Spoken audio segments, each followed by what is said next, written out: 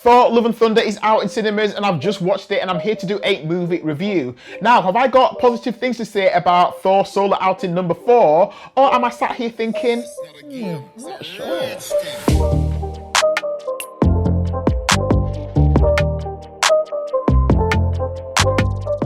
Hey guys, welcome to Marcus Loves Movies. My name is Marcus Lee and welcome to my Thor Love and Thunder movie review. Was really excited about this one. I thought Thor Ragnarok was really good, and I thought we've got the same director back, so this is going to be really good. So I'm here to talk about it. Just before I get to the review, can I say thank you for tuning into my video. If you do like movie reviews and trailer reactions and film discussion, can I encourage you to subscribe to my YouTube channel? I'd really appreciate your support, and also hit that notification bell so you're notified every time I release a brand new video.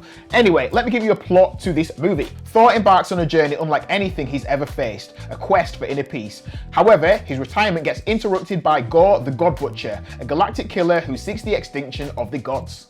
So Taika Waititi is back directing this movie, which I thought was fantastic because he also directed Thor Ragnarok, and I felt like that movie was a breath of fresh air. It was Thor having some fun, being able to laugh at himself, which is always a good thing. You know, we see Thor in that movie throwing a ball against the window, then it bounces back and it hits him and it knocks him to the ground. It's Thor just having fun, having bants with the Incredible Hulk. It was such a fun movie. Jeff Goldblum, fantastic movie. Now that was really good, and it was Thor being able to laugh at himself, but I feel like this movie has gone a step too far, and it's not just Thor laughing at himself, it's like Thor absolutely taking the mick. The opening to this film felt quite silly. We see Thor doing stuff which feels quite stupid. Yes, he does this training sequence where he gets really fit and that's good, but then he's fighting and he's like a rock star and he's jumping in the air and he's doing the splits and he's holding off baddies and then he jumps in the air again, and it felt like we're about to jump the shark here. I feel like we're going too far. This feels a long way from what Kenneth Branagh did with the first Thor film.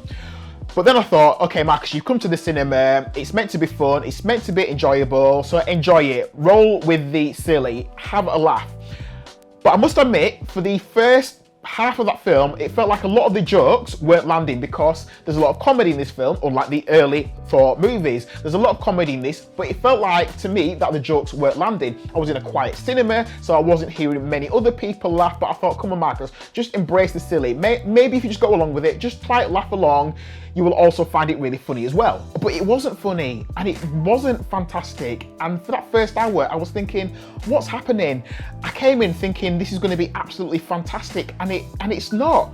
I'm waiting for it to blow my mind. Where is the mind explosion? We get the return of Jane Foster, Thor's love interest. She wasn't in Ragnarok, but she's back, and sadly, she has stage 4 cancer. She is dying. Because she's an amazing scientist, she's looking at ways she can treat herself, and she discovers she can use Thor magic to give her amazing strength. So she now becomes Super Jane. She's a Lady Thor. She can now fight alongside Thor in the battle which is gonna happen during this film. But sadly, the human part of her is still struggling. Thor magic can't cure her human side. She's now just got Thor lady magic. So it's cool to see Thor fighting alongside Jane. They are equals. We also get flashbacks into their relationship as to why their relationship hasn't quite worked out, but Thor is still very much into Jane. So that stuff was fun to watch. So like I say, the first half of the movie wasn't fantastic.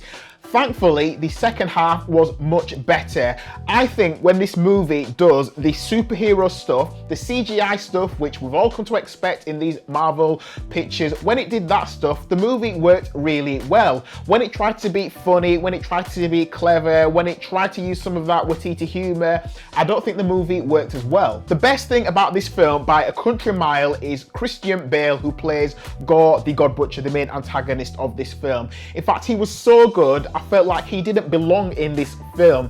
I thought his character would have been better suited to Thor: The Dark World, the second standalone Thor movie, which was directed by Alan Taylor. That had a much darker tone about it. He is genuinely evil and scary. I mean, he's kidnapping kids in this. He's a horrible character. His character, I don't think, felt the tone of this film. Yes, it's good to have light and shade in a movie, but this movie felt like for several parts it was trying to be a really quirky comedy, but then you had Bale's character Gorr, who was super dark. He was genuinely frightening, genuinely intimidating. He had a real demonic sense about him. There's a scene where we see an attack on a town. This is an attack where the movie really kicks off and Thor meets him for the first time, and he's in the background and he looks genuinely sinister.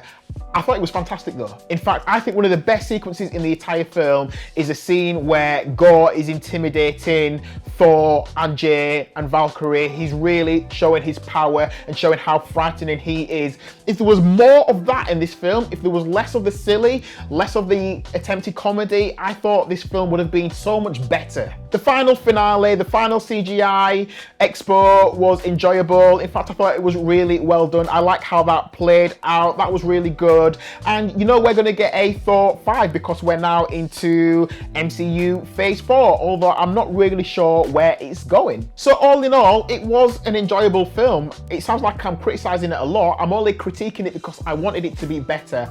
I feel like if we got more of what we had in the second half and more of the serious tones, it would have been a better film. I think we tried too hard with the comedy. I thought they tried too hard to be quirky, and if you just go down the line and you do serious, if you do dark, I thought Christian Bale was a great addition to the film. His character was absolutely fantastic. More of that darkness, more of Thor fighting him, less of the quirky comedy. This would have been a much better film, but still enjoyable. And yeah, like I say, we're gonna have Thor 5 and I'll go see that as well. So my official Marcus Loves Movies rating for Thor Love and Thunder is, mini drum roll, 3.5 stars.